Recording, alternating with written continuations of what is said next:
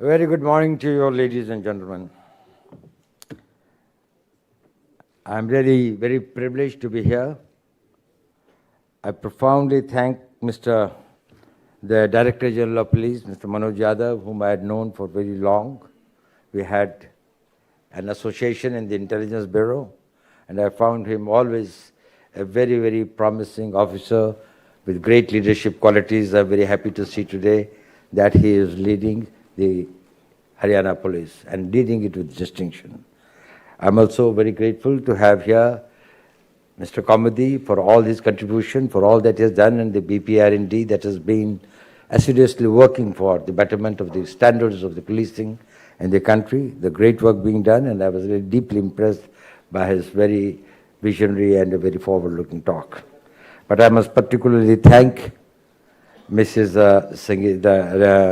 Reddy ji, who I must say, the interest that our private sector is today taking in the national security, is the interest that it is taking in nation building, the interest that is taking our business community in the security, safety, and the preservation of the values and this thing of the society. I must congratulate the new coming change in our this thing, and I must give a very great credit for that to the new leadership of FICCI, which probably is much more alive and much more this thing than the conventional business mode in which the business people and the industries work. There are very distinguished guests here, and I find there are people much more competent to talk on the subject of the technology, its induction and its limitation and its horizon and the potential that we can all achieve. I find Mr. Alok Joshi, who I think most distinguished colleague of mine. We work together in many capacities together. Today also he is is a member of the National Security Advisory Board, but he had headed very distinct. He was not only the head of our external intelligence agency, but he also distinguishedly led the country's apex technical research organization in the matter of national security, that is the NTRO, and he brought about a great change in that.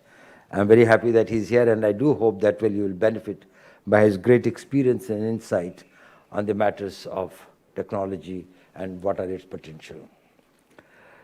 We've got some very other distinguished people, dignitaries here whom I can see, and they're members of the business, members of the academia, and my friends from the media. I'm very grateful to you to be here and to share the experiences with the young officers. But this day is especially very unique to me for the presence of the young officers who are here. You are the officers who will be seeing this country when it completes 100 years of its independence, of its freedom.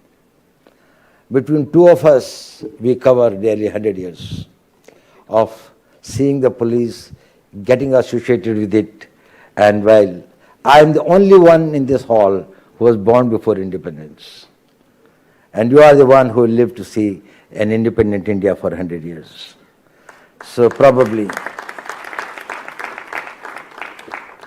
if somebody asks me that with my association for 52 years with this country's security set up in various ways, in the police and intelligence and outside intelligence, and then as a national security advisor and all these things, what is one thing that has struck you most? Then I'll say that I have seen changes. But I have seen changes that with every succeeding year, the rate of change was very high.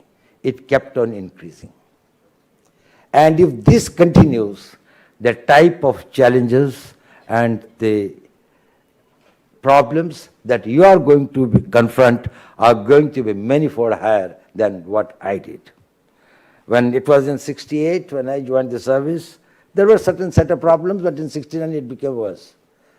We got the left wing and other things and this, and then we got the insurgency, as you know, and it kept on multiplying. Terrorism wasn't there. Then came the terrorism, and with all succeeding decades and others, the new type of problems started cropping up, and the old ones started getting more confounded and more complex.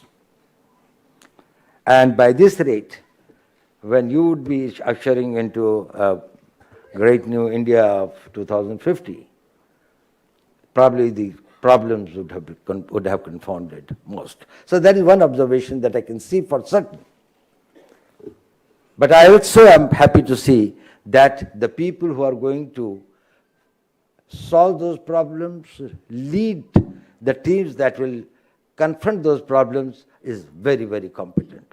I've got a lot of faith and confidence in your abilities, in your commitment, in your patriotism, in your sense of professionalism, and the way that you'll be able to lead it.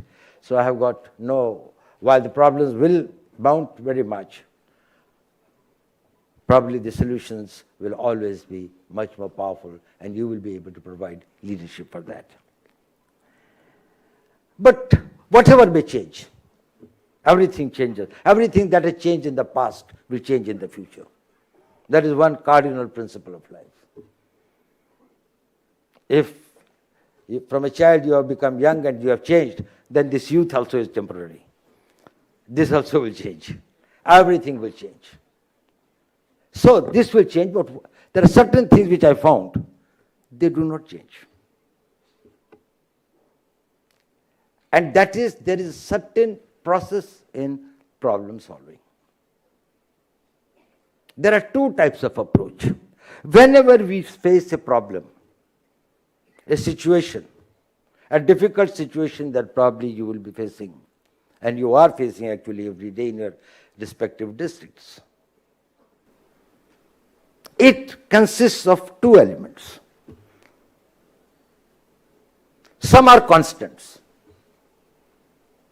and few are variables. Everything that comes into this thing is your constants and your variables. You play with your variables because you cannot do much about the constants. You take them for granted. You have to take them for granted. If you are sitting in this room and three people with the AK-47 come and start this thing, we cannot find new doors. They are all constants. But we have got variables. We will find within the available opportunities what are the options that we are able to exercise. Now, what is leadership? And what is that I expect from you? Will you be able to change your constants into variables? Better the leader you are, more professionally competent you are, for you, the constants start becoming less and less. Technology is a great enabler, which reduces your constants, converts your constants into variables. I've got an eyesight, I can see for 100 yards if I have to see my target. Telescope is an enabler, it's a technology enhancer. So it turns my constant of sight into a variable that probably I can see 500 meters. When you induct technology, actually you are adding to your enablements. And the technology is not the only thing. Probably there are other things. There are other things also which enhance your capability to convert your constants. Constants are majburis. And we work on various constants. Thank you. Now, do you know why your role is very, very important in this transformation that this country is going to have? What are the great things that we are really proud of, this country, our great civilization, our great historical achievements, a society that's on upsurge, an entrepreneurial class which has got a global thought and global thinking and is internationally competitive. But it's also because we're a great democracy. And the quintessence of democracy does not lie in the ballot box. Ballot box elects whom? It elects the people for the legislature, not for the executive. They take executive function, But essentially it is a legislative assembly or it is a parliament, or this thing, it is for the legislative bodies. And what is a legislative body? It makes laws. So law making is the most sacrosanct job in a democracy, which is done not by a imperial this thing, or by a from the pulpit of a this thing from a religious leader, but it is done by the representatives of the people. And you are the enforcers of that law. So you are the lawstock where if you fail, democracy fails. If you are not able to enforce the law, you are the law enforcing agencies. If you cannot enforce the law, then making of that law is immaterial. A law is as good as it is executed on the ground. And if you do not have the capabilities, competencies, and enablements by which you would be able to provide the country the laws which the lawmakers have given to you, that here is a law and you should see that whatever the laws it might be, whether it is against murders or dacoities or terrorism or rape or anything, and you fail because your constants are so many and your variables are few. And you have not done sufficient to build up those professional competencies by which you will be able to face those challenges. Now,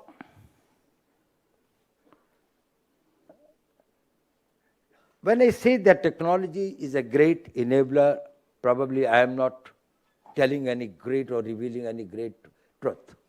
We all know it.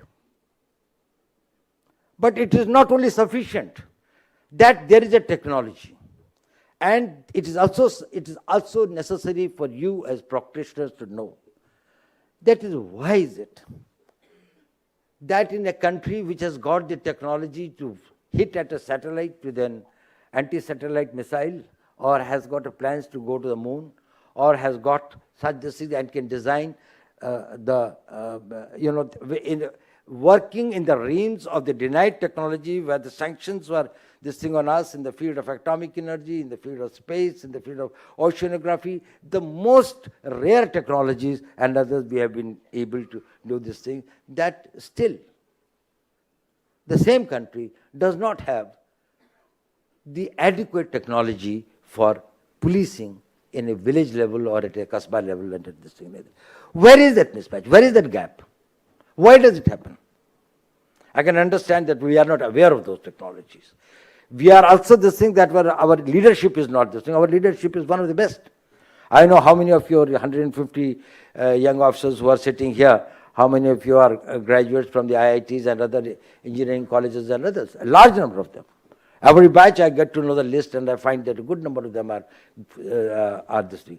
The standards of education have gone high. So if the technology is available, if the money and the resources are available, if the manpower is available, we are probably 25 lakh plus of the police force, both central and state combined together. तो ये होता क्यों नहीं है? ये technology आती क्यों नहीं? One of the reasons I will tell you what this is, and I want you to safeguard on that. Technology induction takes two routes. One is this, that you are not aware of anything. Somebody comes and tells you that there is a technology by which there is a face identification kit by you will be able to find a person whose this thing you are able to put, and then the scanning cameras would be able to focus on the man who comes there, and they will be able to say that this is the man. You take that technology. Then you try to train, you try to procure, then you try to supply, and you have this thing like that. It comes this way. It is a conventional way. And you have done well on that. Large number of things have changed. From the time that when I was an ASP or I was an SP of course, I was an SP for a very few months. I had been more in the intelligence. But anyway, so this process is slow. This problem brings about reform, but not the transformation. And there is a change, there is a difference between reform and transformation. Reformation is something when you learn from yesterday's experience and see to it that tomorrow that mistake is not committed. You have reformed that. Transformation is thinking about tomorrow and planning for that. Forget, history is history. Whatever was a mistake in the past has been done. We will change for tomorrow. We have got no this thing about yesterday. Yesterday, to the extent that we can learn some good or bad lessons, that's all. Otherwise, we plan for tomorrow. We are preparing for tomorrow's war, not the battle of Plassey that we might have lost. So we don't have to find the new bazookas and with the new ignition systems and have to fill this thing with the gunpowder and all that. Probably we have to think about how we'll have the space domination. There is another way which I think would be a way I would like you to do. That is, your approach to technology induction is from the consumer requirement to identifying and exploring where are the technologies to find that. If you are in your day-to-day working in a police station, if you are beat constable or the people who are having counter-terrorists, who are fighting terrorism or who are in left-wing extremism areas, they face certain problems. They face certain situations. Then they try to find out, are there technological solutions? And they may not be something which is the great technologies. Even some applications, innovations, probably may make it easier. There, if the technology induction comes through this route, actually it starts growing from down to up. Now, for example, I often give this example and others, that you tell, the first category is the catalog category, which I call the cataloging. Somebody shows you the catalogs, presentations, you see them, you're deeply impressed, you find, yes, it's very good, and well, probably I can use it in 10 ways. It does, but it always remains at a creamy layer. Its percolation is very time consuming, goes very slow down. So you'll find that if I go to some elite group of the IPS officers and others, they give me something and they talk me about technology. 30 kilometers away, I go to a police station of that district and others, and I find उनके पास तो लिखने के पास pen भी नहीं है. उनको ये भी नहीं पता कि कैसे होता है. They are still at the subliminal level, which probably they were whatever years back, 8 years back or 9 years back. They are still there. They are not moving up. But if you can find the solutions to their problems, not from catalog to the ground, but from ground to the catalog. Identify in your day-to-day working where you can use your technologies. All of you are very much computer savvy. How much we can make our police stations and people below that, this thing on the computer. How much of it this thing that we can give them that a beat constable has got the technology gadgets available with him by which he can find out if there is a vehicle that he stops, that he can find out whether it is known is that it's a stolen vehicle or it is a vehicle which has got a fake registration card and others. After all, what is he checking? If you say that these are the 5 things that we are putting a Naka party and we are going to check, then he must know how can he check. You think that anybody would be able to remember the numbers of all the stolen vehicles or number of all the vehicles which have been which have gone out of road for last 10 years or which are no more in operation? Technology can make it possible. So let us try to identify the problems. After you identify the problems, then you approach the academic bodies, you approach the industry, you approach the scientific organizations in the country, like NTRO is one, DRDO is another, we have got so many other scientific labs and others, to provide solutions. They will not provide you 100% solution. That they will provide you 20% solution, 30% solution, 40% solution to those things. In case you are facing that your vehicles are going in often, there are booby traps or there are mines which are laid under that and they're broken. Is there something by which you find that every vehicle can have some sort of a sensors by which 10 meters before it goes, it can find in case there is a laid down mine over there? Now, I'm not telling that this technology is there, or it is not there, or it can be made, it cannot be made. But did you identify it as your need?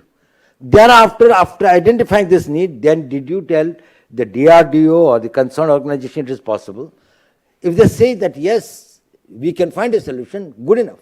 If they say it is not possible, good enough, then you know that, well, you have to find some means other than technology support to do this thing about it. And there are various other things that we can think of. Now, maybe that my example is not very right, but it is just an illustration, because today we know we have got the road opening. Even, for example, the road opening parties, from Jammu till it comes to this thing, whenever we have got to these convoys to have to go another, the road opening parties are taking roughly about 40 companies, starting from 4 o'clock in the morning up to 2 o'clock in the night. That is, not only that they have to clear the entire road, but they have to physically stand along the road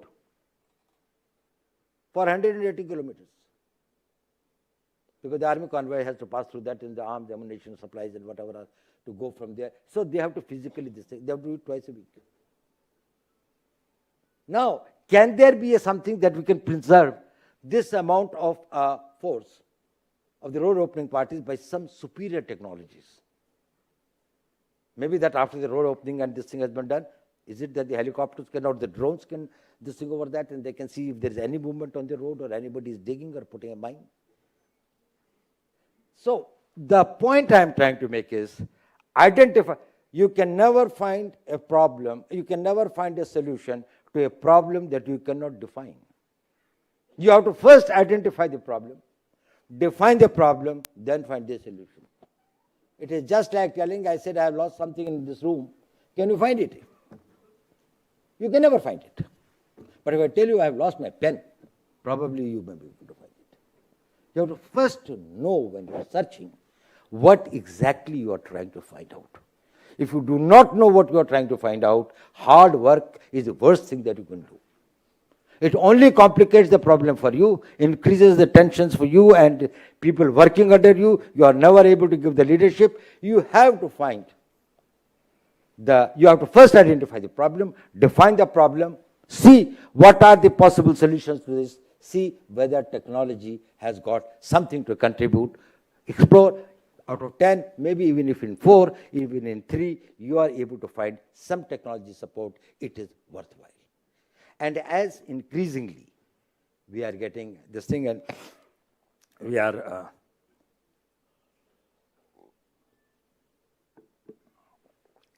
finding that the technology can come to the support of policing in various ways.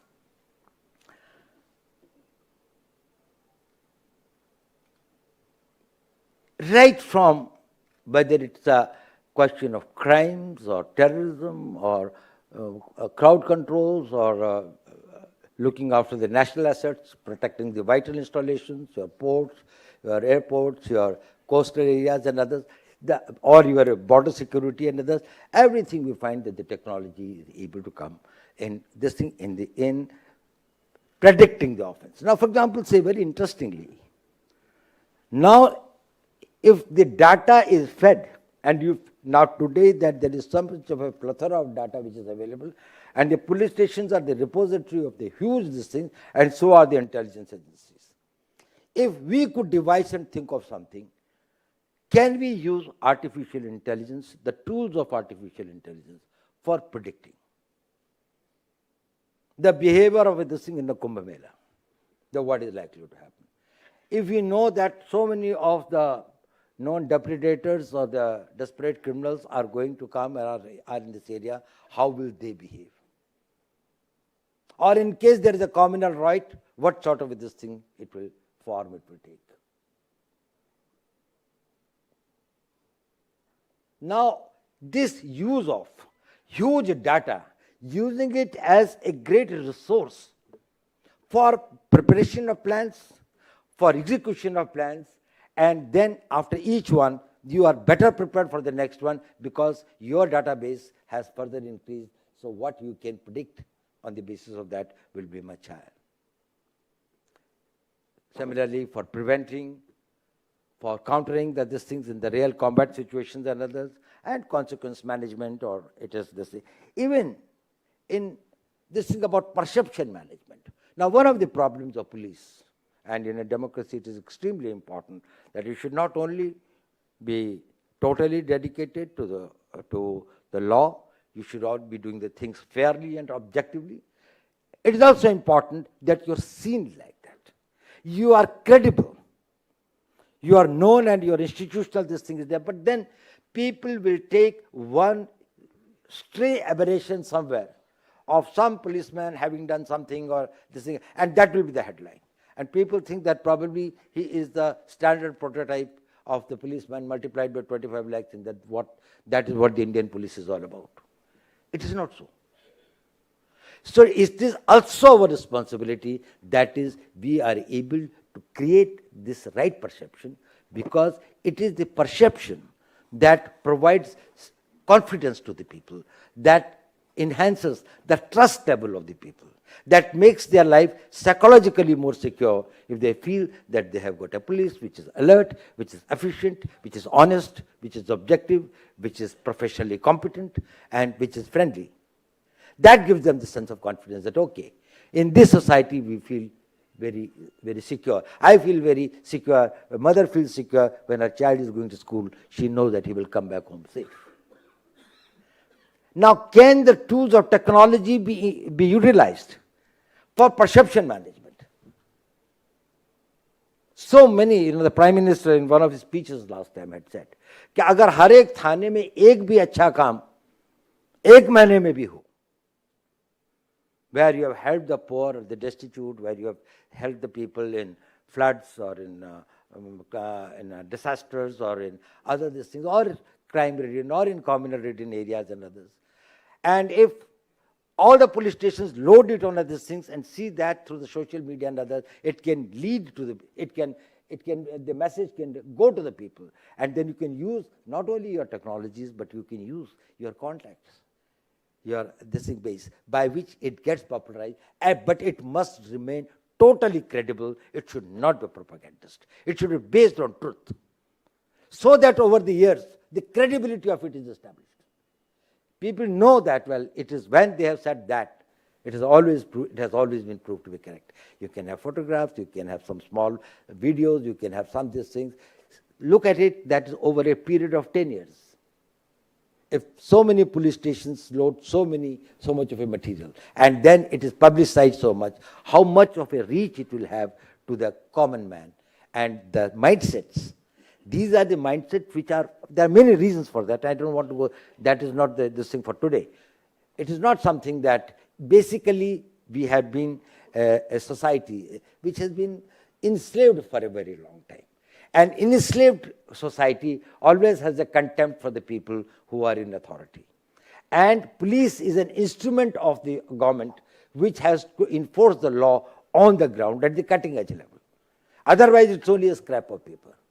A law book or a law statute is only a couple of pages of a scrap of paper. The teeth to it come only when the police intervenes and takes it.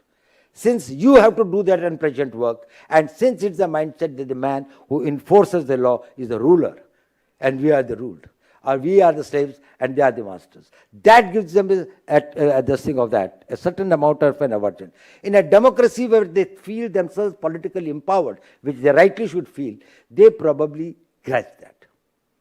So it takes a form of resistance. And that resistance leads to the police vehicles being lit on fire, put on fire, or this thing. They do not know that they have paid for it. They don't belong to the police. They belong to them. The day the society starts realizing that the property of the police or the police vehicles that you are burning today is actually your own money, your own vehicle that you have this thing, it is not getting deducted from the salaries of the policemen. It is only the taxes which are going to this thing, they are going to be enhanced, because the government will have to find these new vehicles for equipping them. Now, once they start feeling, how do we bring about the societal change where they feel that it is the police which is for them, it is the police for which they are paying, it is the police which is there to serve them and serve their best interests. If that realization will take time, and it has already started changing, thanks to people like Ms. Sangeeta Reddy and others, that they are trying to bring about that transformation. But the point is this: can technology enhance that process? Can it make it faster? And if it can, please try for that. Use the technology, use the applications, create your new applications, think of new innovative methods. And you also know that is in changing the human mind. Maybe that you may even like to contact some social psychologists who are also the scientists by their own right. You may also like to examine the psychology of the people in which you are posted. Different tribes, different groups, different castes, different people in different economic stages and others. How do they think? What are their limitations, requirements, expectations? And how is that you can bring about at the stage? Who are the people in the society who feel most neglected, who feel most unprivileged, who feel that there is a lack of safety and security for them? Who are the ones who feel that, well, their complaint can never reach police? It is only there to serve the privileged people. How can you disabuse them of these impressions and these thoughts? So the technology can be a very important tool in bringing about that. I don't have to go into various new areas of crimes, the cyber crimes which are coming up. You know, we used to talk about the normal surveillance systems and others. Now, how do we protect our people when we have got the satellites which are probably doing the surveillance all around the world, and the SWATs and these things are so accurate that they can probably find out from the space what all is happening here. We are having new threats from the drones. That is, earlier we were thinking that probably the weapons are being brought by some couriers from across the border. Now the drones are being sent from there with this thing of the arms, ammunition, and the explosives. Somebody flies it from the one side of from some other country, and they are getting into our country, and the people are collecting those equipment and then passing it on to the terrorists and the anti-social elements. So they will keep on multiplying, and they will have this thing, and will find the solutions. I do not want to go into that, but I want to tell you one thing. And actually, the DG, Mr. Manoj Yadav, told me that I should mention about it, and actually I think it's a very important aspect. Technology induction does not mean how much you 150 IPS officers here and many of your other friends and colleagues outside, how technology savvy have you become. That is important, but not adequate. The real transformation of this thing is there when the last man becomes technical savvy. I said this point, but I want to reiterate it. Their skills, their knowledge is most important. Your ability to enhance their technical capabilities and induct technology in their lives, in their working and their functioning will really give a quantum jump, an orbital shift into the level of policing. And this fact, as police leaders, you must understand. I want to relate to you a small story. Why Shivaji Maharaj was a great leader. He understood that the skills of the people are so important. He was once going in his horse. When he found that there was one man who was carrying some sort of a blade in his hand, it's known as danpatta in those areas. He will fly it, and then a bird will come down, its neck severed. He was really astonished to see this man. So he brought him. His name was Jiva Malla. He trained him, got him superior type of these things, and this Jiva Malla continued and put him in his bodyguards. Now when in Pratapgarh, after the battle and others, he went for Afzal Khan's, this thing, Afzal Khan said that let us have a peace, we will talk it out, you also come unguarded, I will also come unguarded. So what was agreed is that 10 people will come up to the arrow distance, that's about 100 meters above.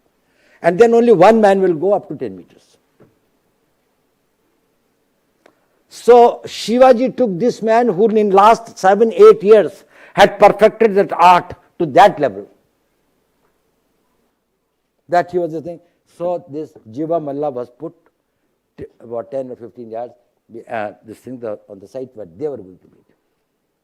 And from the Afzal Khan side, it was Banda Sayyid, who was a great swordsman, about 6 feet 4 inches, a person who had come from Uzbekistan and others, and who had been this thing, who was a great swordsman. And he was his bodyguard.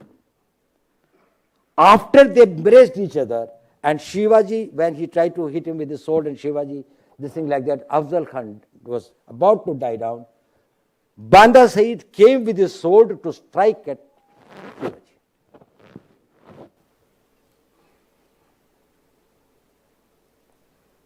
This man, Jiva Malla, took his sling and cut his arm from here into pieces.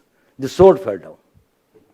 And then his mutilated body of Afzal Khan was taken by his people, and Shivaji Maharaj came back. Now, this is that leadership. Empowering, enabling the last man. Making each one of your constables, head constables and others as a Jiva Malla in his own right. Somebody can be very good in technology, somebody can be very good in the computer, somebody can be very good in communication, somebody could be very good in this thing. Train them. Give them the new tools of technology. Take it up to the police station level. Take it up to the last man. Integration of technology is more important than the knowledge of technology. Knowledge of technology is only good for seminars and showing your scholarly this thing and others. We have got to move beyond that.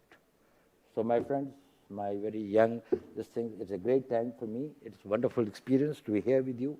I wish you all the luck. The future of this country lies in your hands. You have got to provide a secure India. We cannot build a great India unless it is a secure India, both internally and externally. And this responsibility will be on your very, very competent shoulders. Equip yourself, self-actualize, add to your skills and knowledge. I wish you all the best. Thank you very much. And once again, thank you very much to Mr. Manoj Yadav and our DG, BPR&D, and to Chairman Vicky. Thank you.